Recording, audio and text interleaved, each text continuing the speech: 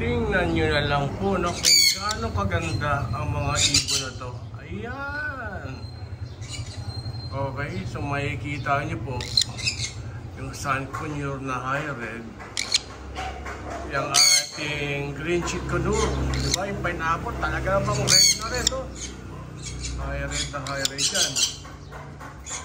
Tapos ayun, makikita nyo yung ating green cheek split turquoise. Ayun. Kaya may sala dyan, handpick po yan. Ayan o, gaganda nila. O, very tame pa yan. Hi. Hello, gusto kayo? Happy weekend.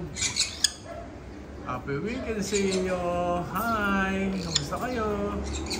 Kita niyo yung dibdib o. Grabe, diba? Ayan o.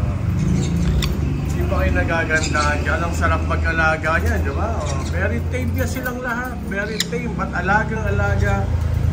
At talagang support sa vitamins, sa mga needed nilang pagkain.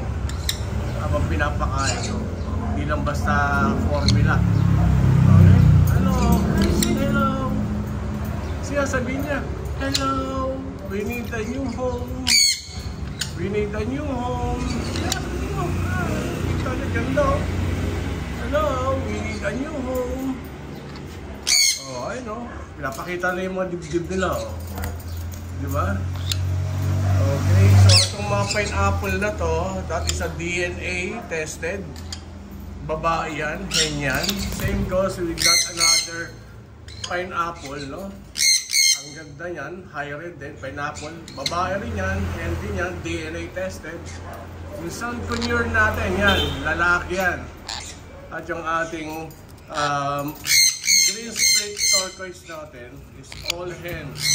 At ito pa, isang ganda niyan, ang babait nila. Talaga pong very tame. Okay, mga 2 months old, almost 2 months old silang lahat. At magkakasabayan sila dyan. Okay?